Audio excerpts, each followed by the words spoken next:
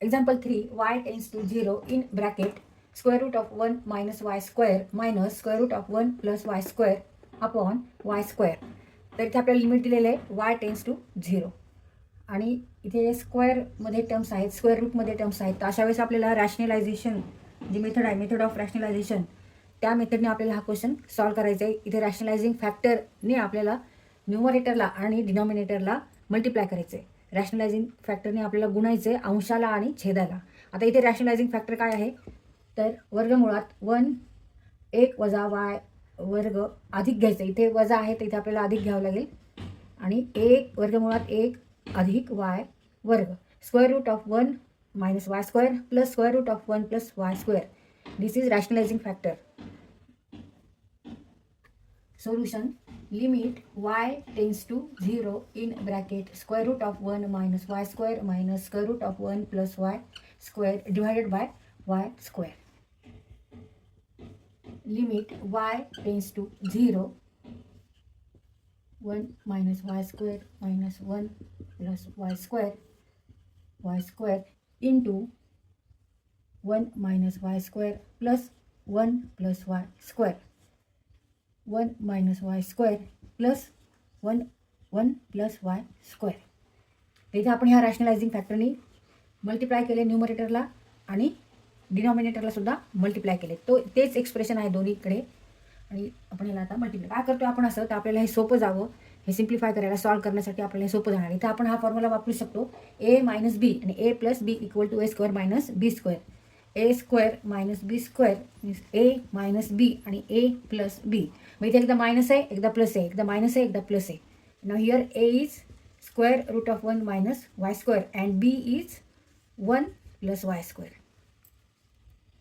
तर इथे जर आपण डायरेक्ट जर लिमिट जर घेतलं तर 1 मायनस 0 होणार आहे आणि इथे पण 1 प्लस 0, मग 1 मायनस 1 येणार आहे आणि 1 मायनस 0 आणि 0 आपण 0 0.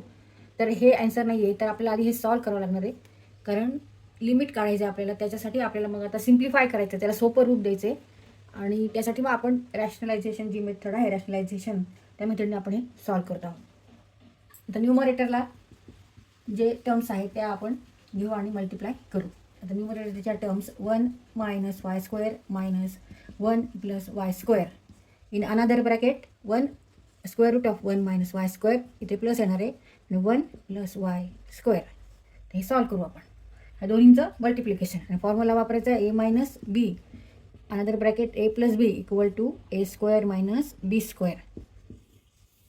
नाव here a is square root of 1 minus y square. a is 1 minus square root of 1 minus y square and b is 1 plus y square. आता फक्त आपल्या ह्या फॉर्म्युल्यात ह्या टर्म्स ठेवायचे.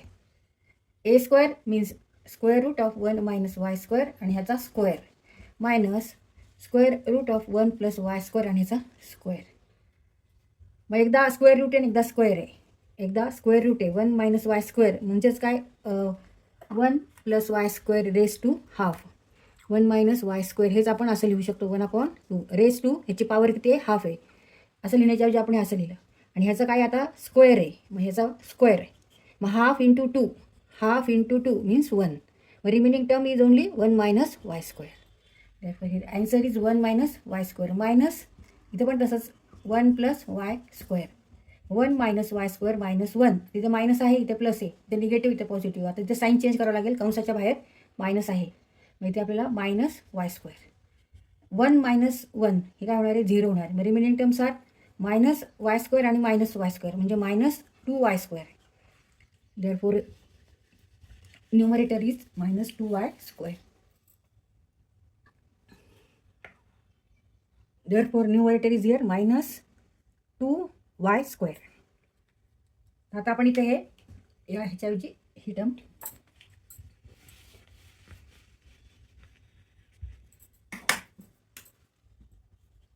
Limit y tends to 0.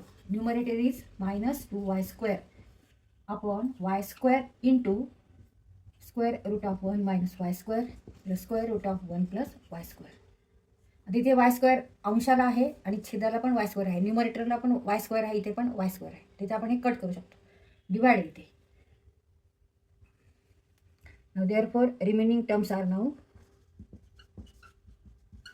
-2 divided by square root of 1 minus y square plus square root of 1 plus y square. तिथे plus आहे, मग 1 minus 0 1 येणार इथे आणि ते 1 मायनस 0 1.